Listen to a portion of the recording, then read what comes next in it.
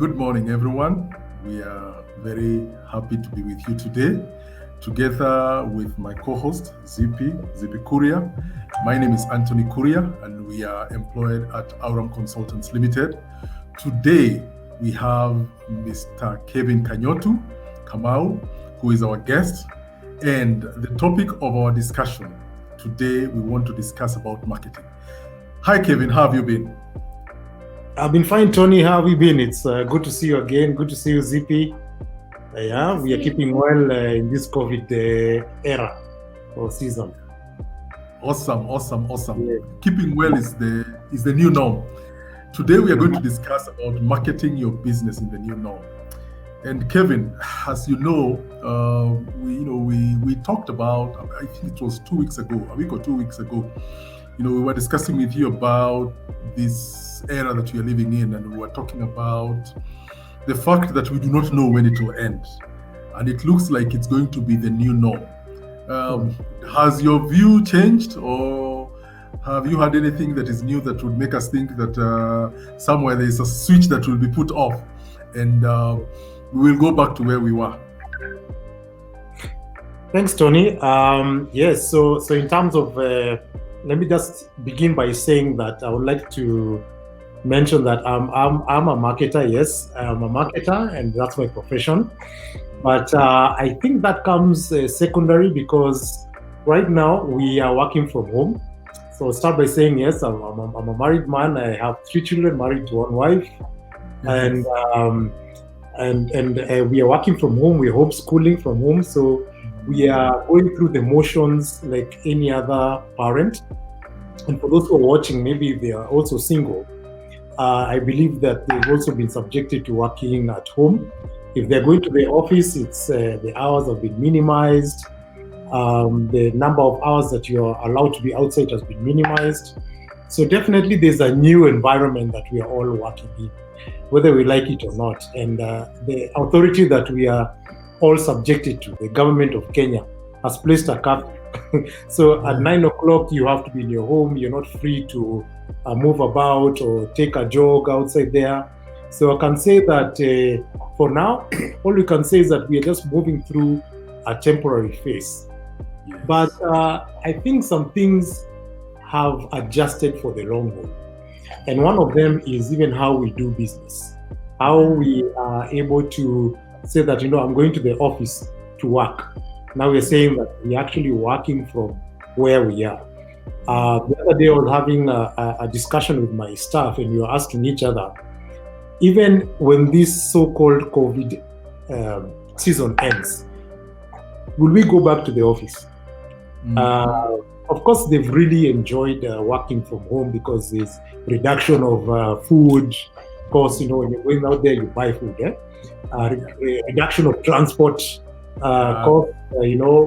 Personally, my fuel expenses have gone so much down. I don't know whether it's true about you, Tony and Zippy. Yeah, that's true. I know I travel less. I use less fuel. So there's more money, disposable income. But the truth of the matter is that the economy is also getting a hit, and there might not be enough money circulating in the economy. Disposable income for some people has reduced because maybe where you work, you've been told you have to take a cut. You have to take a salary cut. In my business also, we've realized finances are also shrinking. From our clients, spending from the clients, marketing and advertising business has reduced. So it begs for the question, are we living according to the means that we are able to afford? So just answering you, Tony, I think we are affected, and we might be there for the long haul. Even if they find a vaccine for COVID tomorrow, we might not switch immediately to a vibrant economy.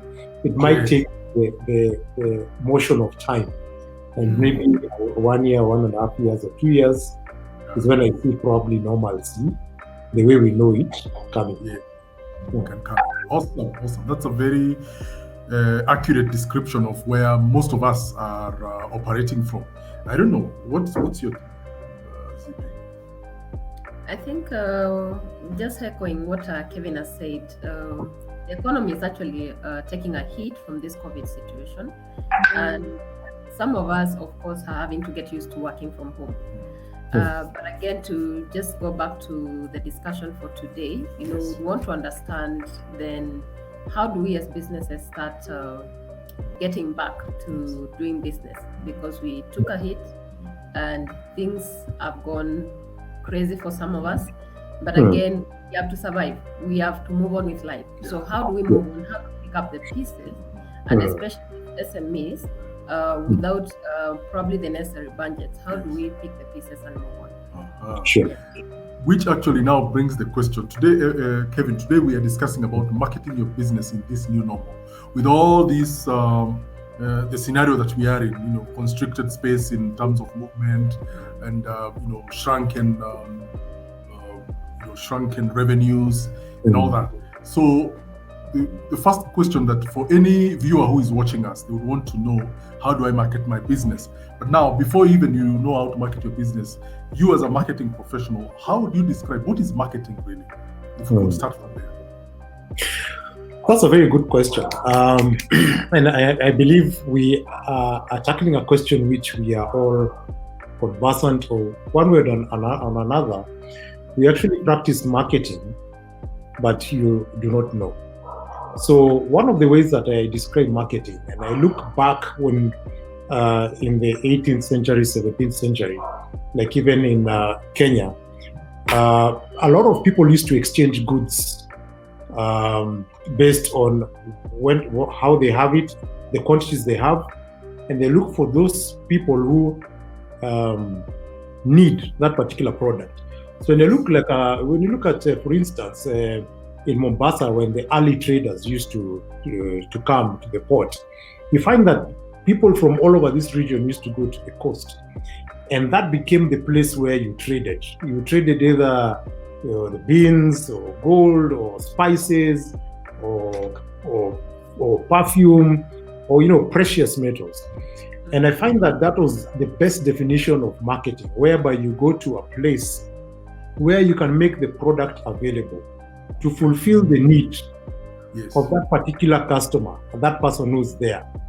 And right now, when you look at how far we've come in terms of defining marketing, I think there were 3 ingredients that were very necessary at that time.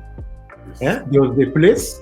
We go to the port, which was a place, which was, in our common language, you call that positioning. Okay. And then there were people, because you can't just have goods there and there's no negotiation, there's no talking, there's no saying, oh, this product is good, this plant has come from the best region in Kenya, best soil. And then now there's the product itself. So those 3 ingredients form the basis of what marketing is. So the marketplace, the soko, and then the people, and these people have needs. They're exchanging value, and then the product that you feel will satisfy them. Now that has been able to transform over time, especially when you look at now the pre-tech industrial age. Then the industrial age came in, and now we're in the information or technology age. So in the industrial age, it now said, okay, now we need to add another P. We call them the 4 Ps. Price this product. What you feel like you're really valuable in terms of selling. It could be a pen like this, that is the product that you're selling, or it could be you're selling a consultancy service. Maybe you're an accountant, or you're selling a service like that. So you need to price that value, and then now you move to the person who's benefiting from that service, and then you define basically the product, and then you provide it in a certain place. So now we call that for any marketer or any person who's learning marketing, those are the basic, we call them the 4 Ps of marketing. And now, because of the complexity and now the world becoming a global village, we call it a global village because of technology advancements. We were able to call, the internet came in and it grew into a technology stage. It became more complex, and they became more relevant, and they also started narrowing focus. So you have so many businesses that are catering for different specific needs around the market. So you have businesses that cater for other businesses' needs. So we are calling that business to business market. Then that's B2B. Then you hear of B2C. A business that actually takes care of the consumer needs. So if I'm a bakery and I'm producing bread, I'm selling, first of all, to a distributor who will help me take that product to a place where I might not necessarily be focusing on, or an area which they have a strength in. And then that distributor will sell my product, and they get a small cut or a commission or a small fraction of my profit to enable that customer get that product. So now marketing has become very diverse. So it's not only the product, it's the process of creating that product that now matters, that now comes into this whole definition of marketing. It is also now what we are saying, what's the purpose of your product, of your business? Why do you exist? Why do you do what you do? Whereas that has grown so immensely nowadays. In the past, you'll find that that question was not very difficult to answer, because if you're in Mombasa, for instance, and a trader comes from India, and the trader has spices that cannot be found in all of East Africa, and you treasure that spice, you used it in your pilau or biryani, and it was really appropriate. There's no process of him basically making it available. It's either he has it or not. But now, because of a market that is so vibrant and so global and fits in within this earth of ours, there are so many people who are probably doing the same thing that you're doing. There are so many people who probably, for myself, who would be saying that they provide marketing services. But what sets me apart from them is why I do what I do, and the process at which I provide that service. And also the area in which I'm focusing, the place which I'm calling that market position. So if there are several marketers like myself, I'll use Mombasa for example. In Mombasa, and there are very few in Lodwar, perhaps it's a gap for me to go to Lodwar and also now get the first mover advantage. Be the first person who will be regarded as a marketer who's actually taking our business, for all these small businesses, at the forefront to make sure that our customers understand what we offer. So that's what I would, in a nutshell, just say what marketing is. Wow. That's a very good explanation, definition of marketing. I hope our viewers have learned something. And we welcome your live comments. Please send your comments, your question and comments to us. We'd love to answer them. Would love to know more about what you're interested in. Now, the next question, which I and any other person watching this would want to know, is why should an SME, any business, an SME, a micro enterprise, an NGO, whoever is operating for profit, why would an SME bother with marketing? Yes, why would anyone engage in marketing? That's a very interesting question. You see, when marketing, for me, the way I've come to understand it, with big companies, they've always created departments for marketing. And you find that when you start as an SME, and one day you're dreaming to be as big as that company that you look forward to, let's say like Safaricom, you realize that you as an entrepreneur, as the owner of that business, you start by first word of mouth. You start by telling your family and friends, hey guys, I am moving into business, I'm starting a business.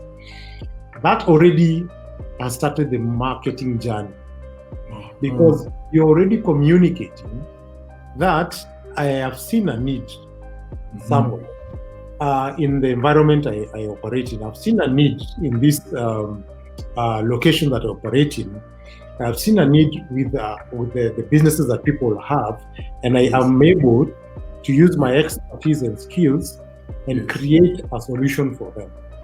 So when you start communicating that I am moving into business or starting a business, you've already started the marketing journey. And that is why for all of us, we always say that marketing is not really a department. It's a function of the business. It's a function of the business. Because when you go and register that business in is it Sharia House or where is it? When you go to Sharia House, that's a step that you take when you want to start your business. The next step that you probably will do is get a lawyer so that they can draft your memorandum, your constitution, and all that, shareholders agreement, that kind of a thing. And then the other thing that you do is they say, okay, maybe I need an office. I need to be in a place where people can come to me. Or probably if I've made my home the office, then I probably need to start having a website, for instance, so that people can find me in a virtual place. And then they can be able to see my services. So marketing is basically saying that I'm positioning my business in an area or in a place where I see that there is need. And I'm able to meet that person's need, whether it's a business or an individual or like you and me, who is consuming the product. I'm able to satisfy their need. But you realize that you have to communicate very clearly what you're offering. Because in a marketplace, when you go, I'll take you back to that market. When we go to Marigiti, or you go to your favorite market place, Zippy, when you're going to buy groceries, you'll walk and there are all sorts of people calling you. If you go to the Komba, for those who've gone there, you get confused because everyone's saying, hey, go ya 50 bob, go ya 25 bob. So there's so much noise and you don't know who to listen to. So your ear for the customer's ear will probably narrow down to the person who resonates with them. So I hear, nguo ya 25 bob. I'm like, I was looking for a nguo of 25 bob. I've chosen not to listen to 50 shillings, 100 shillings, 25 bob. That one caught my attention. So I'll turn my direction and I'll move to that trader who has raised their voice. So in the modern marketplace, it's the same thing. You offer insurance as a consultancy and as also, I think, also risk as well. But there are tons and tons and tons of insurance agents out there. Let alone the insurance companies and the brokers who have also been employed and who are also partnered with them. So you need to position yourself in the face of your consumer, where they are able to say, there's something different I've seen with Tony. That logo or that color that is used in his car is different. Or I saw a vehicle branded Aurum. That's a very interesting name, and I saw a small writing there, insurance services. What makes Aurum different from and what makes Aurum different from Britam or Jubilee or Trustmark insurance brokers or any other broker is that customer sees that there's something I like about the way he's presented himself. Either he came to visit me, and then the way he spoke to me, I resonated so much with how he understood my needs. Whereas 3 other insurance agents who came to him were like, you're just selling the same thing. But there's something different in Tony. He's selling the same thing, but his approach, his presentation, his smile, the way he understood me was different from the other 3 people who came before him. So that is marketing. You're trying to say that I am positioning my business in this marketplace where there's so much noise. Everyone is saying I'm selling insurance. But what you're trying to do is say, hey, I'm selling insurance. I may not be as noisy as the bigger boys, but I understand who you are and I understand your value. So marketing is actually understanding the need. And also fulfilling the need, not for you, fulfilling the need of your customer. So that when you have a dream of where this company needs to go to, this company called Aurum Consultants will one day be big, speaking of faith.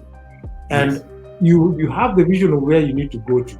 You can Yes. only fulfill the need Mhm. of your customers first, Yes. so that you can be able to harness the dream that you have pursued.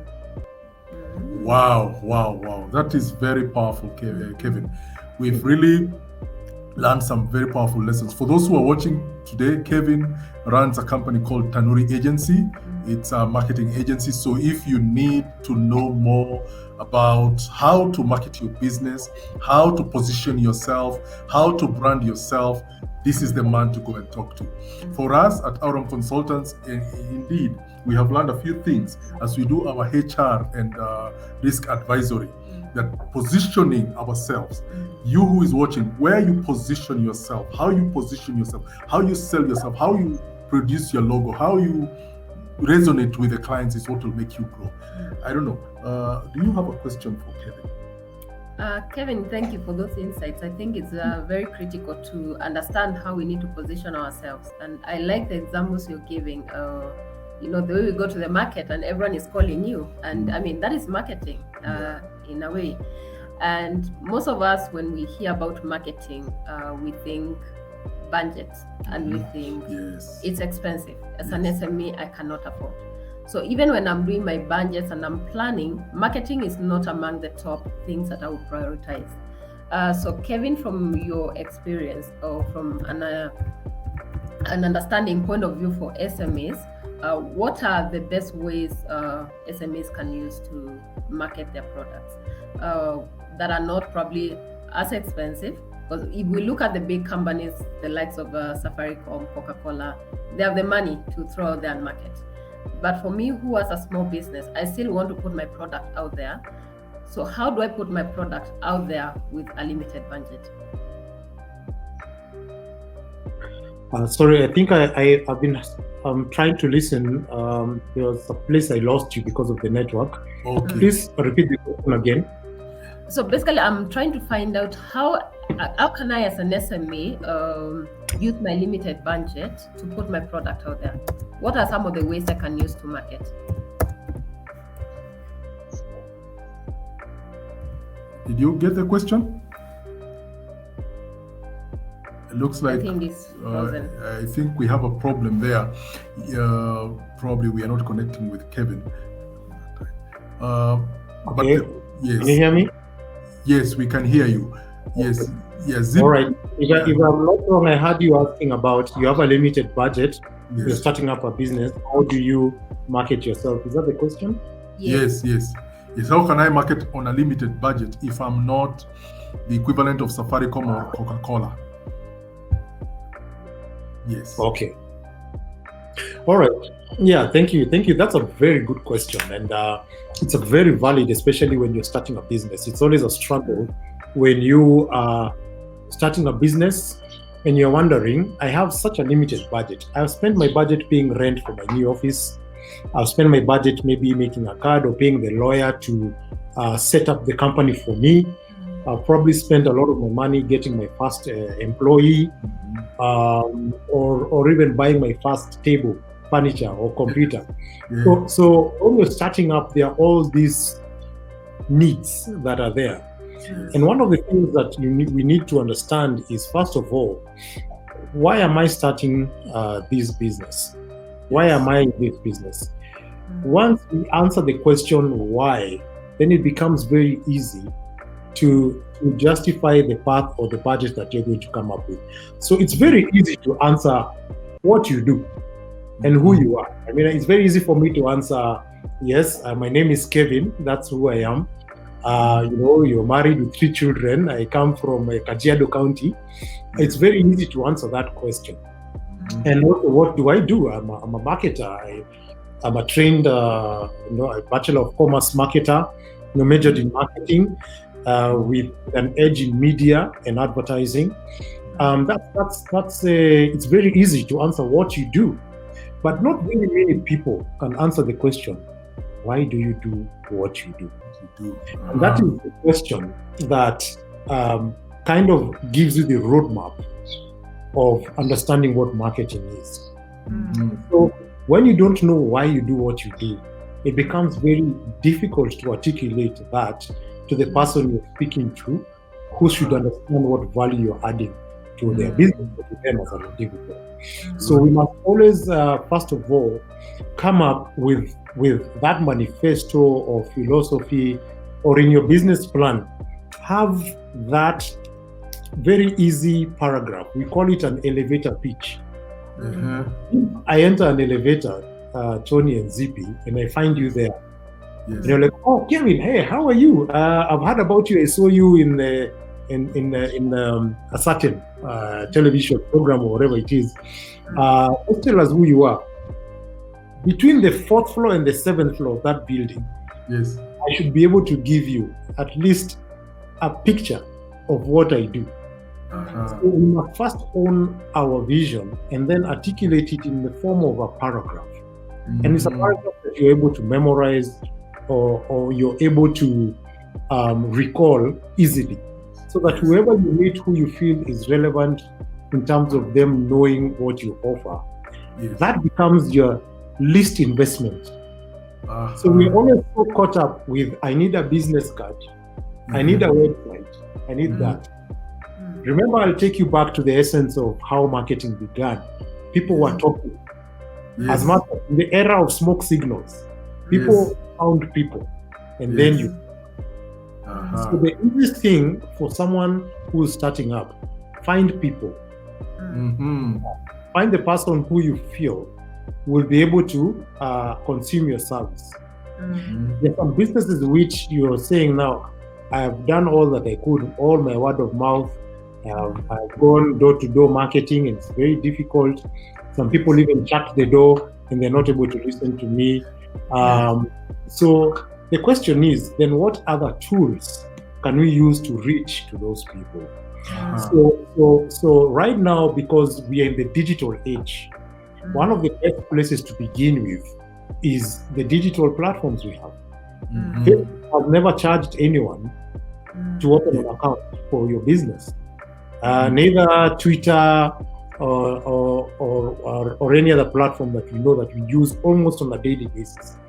Yet the average statistics tell us that Kenyans are spending more than 2 hours every day on social media tools.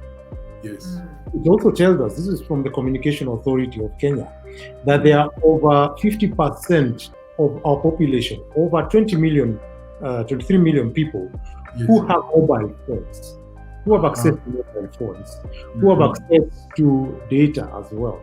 The data statistics might be slow, much less than that because of the cost. So if you would ask me, the easiest low-hanging fruit to begin with, because we're in a digital world, we interact in a digital world. And I'll give you an example. When you're watching news, for instance, you always have the TV in front of you. But right now, there's a habit of having the second screen. So you're always interacting, and you're finding out, okay, on the Citizen TV Twitter page, I can see Jeff Koinange has said he's going to host a particular politician or expert, like Tony, to interview Tony tonight at 9 p.m. So I'll probably even get that message from this gadget before even I watch the TV station. Then when the TV comes and the interview comes, I'm able to give my voice and say, that expert said a very good point. Me as Kevin, let me mention something. And I'll feel so powerful when Jeff Koinange calls out Kevin's name and said, oh, from our Twitter page, Kevin has asked you a question. So I'm participating in that TV interview, whereas 10 or so years ago, it was only those people in the studio who participated. They've locked out the world.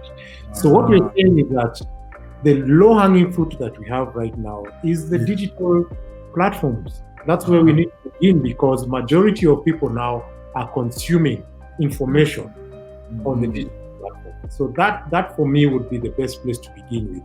And then from there now you can build up to recognizing segments in the market. Segments are those, when you have a market of 20 million people, the insurance services that are available to 20 million people are so many. There are thousands of brokers. There are Yes. hundreds of huge companies that are offering insurance. So I need to start narrowing my focus. I narrow my focus and say, I will focus in this region. You can focus and segment geographically. Yes. Someone else will say, I'll actually focus on an industry. Yes. I'll say, I'll actually focus on schools. I'll offer insurance to Yes. schools Yes. and to tertiary education systems. That's segmenting by purpose or by the industry. You can also segment by age and say, I'll only offer insurance to couples with one child who are starting off. Yes. And above 35 or 40 years, that's another insurance agency that will cover that. Yes. Or I'll also focus on a particular segment of insurance. I'll probably focus on property insurance.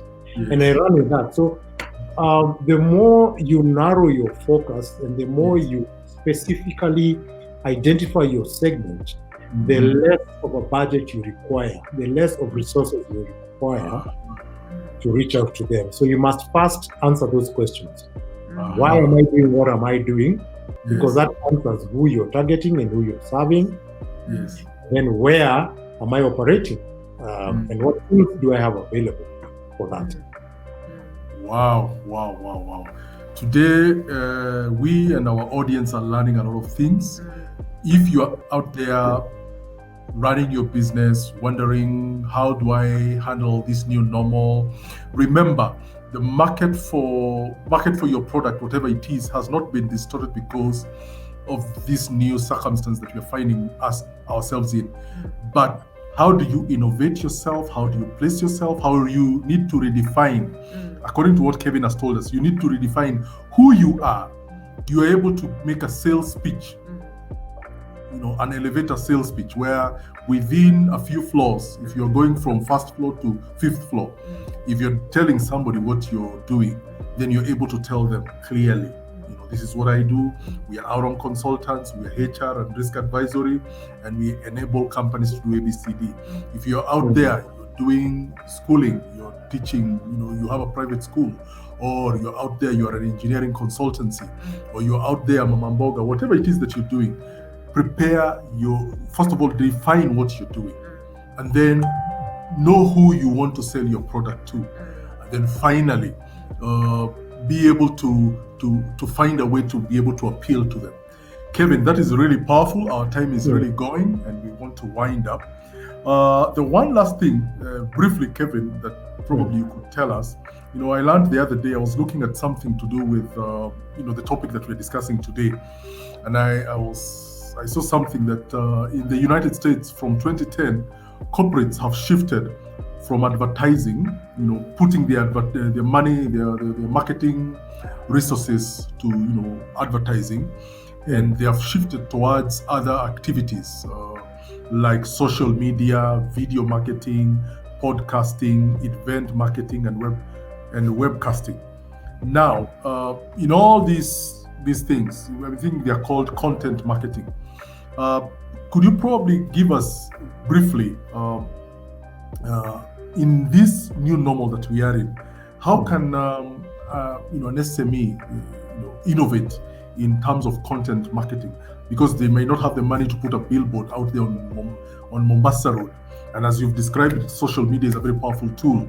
So could you probably give us a few hints on how small businesses can utilize these options like social marketing, video marketing, podcasting, webcasting, like we are doing, to get themselves moving on? Yeah. One of the things that I know when it comes to harnessing the power of health, I'm getting a slight echo. I'm not sure where it's coming from.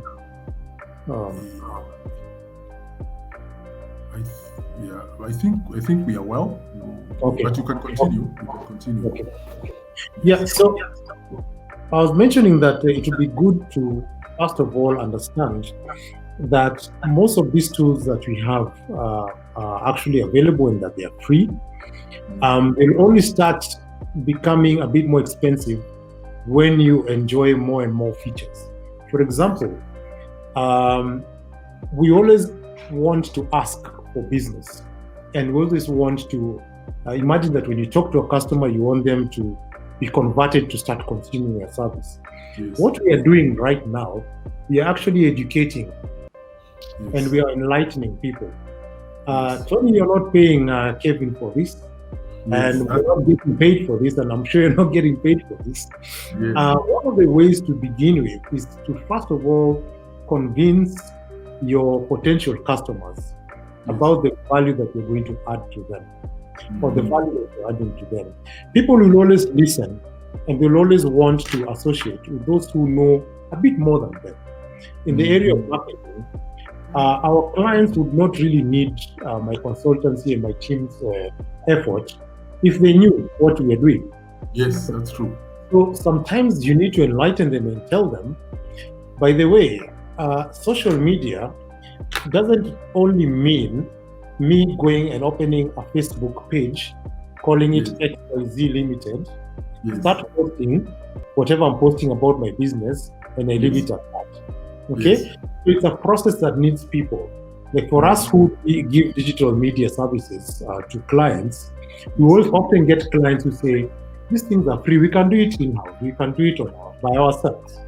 But you find that the core functionality of Kevin is that we are using what we have studied as marketing and applying in different silos. So you can apply it in the area of TV, radio, or digital marketing. So how I speak to my customers, there's a science to that, and that's what we call marketing. The language we use, the artwork we use, the person who's monitoring and giving feedback, there are about 3 or 5 more functions for that. So you find that it would be good to start educating people who may think that they know what you're providing. For instance, someone would say, I've not fallen sick in the last 6 years. Why do I need insurance, medical insurance? God has taken care of me. You find people like that. So it is your responsibility as Tony to make sure, can I have a webinar? Or can I have a particular short course to tell people the reason why medical insurance is useful? There are hidden things that maybe they don't know that you can enlighten them about. And that's where I would say that it starts from there. Start by showing people that you're giving them value. Start by caring, because we know that you're passionate about your offering. You can do it for free. You can do it for free. So basically, anything that you love and you have a passion for, you can go without being paid for it. Like I love talking about marketing. I also love music. I have my guitar here next to me, and I may not probably perform right now, but one day I pray that I'll be able to do a one-man guitar show. Whether you pay me or not, I will have done my work and I'll be happy with it. So start with in your area of passion, grow that to show that you can offer value to others, and thereafter the magnets, you start being an attractive magnet. Wow, that's very powerful. That's really, really powerful. I'm loving this, Kevin. I'm loving this too. That the issues of content marketing, first of all, make yourself attractive to others, know what you're doing, then look at the options that are available there for marketers. Thank you, Nina Mutegi. We can see that you're liking our conversation, and we thank you for following us. And we are appreciating all those who are listening to us, telling them, if you're running your business, remember, marketing is lifeblood. There is a difference between marketing and sales. Marketing is letting people know that you're here, you're an expert in this and that, whether it's schooling, whether it is digital marketing like Kevin. We at Aurum Consultants, our main strength is HR consultancy. We also do risk advisory, including insurance. Go out there, let people know that this is what you're doing. And from there, then you can be able to harvest what we now call sales. We really appreciate your time. I'm afraid our time is over, but we appreciate for all that logged in today. If you want to know more about Aurum Consultants, our Facebook, YouTube, and LinkedIn pages are showing at the bottom of the screen. Also, if you want to know more about Tanuri Agency, you can get in touch with them through their website and through Facebook and LinkedIn and other social media. Kevin, we really appreciate your time. We've learned a lot. We've enjoyed this session. Time has really gone very quickly, and we hope sooner or later we will have you again on other matters involving marketing, so that we can learn more. We can also teach our audience. We can also offer our audience value by learning what they can do during this season. Because as much as this is the new norm, yet if you they say the early bird catches the worm. If you strike out during this season of drought, God will be with you. You'll be able to harvest 100-fold like Isaac in the Bible. So Kevin, thank you very much for your time. We appreciate you. Thank you for having me. Yes, we really appreciate you, and we hope to have you here next time. Thank you so much, Zippy and Tony. I've really enjoyed the session. Thank you for having me. Thank you very much.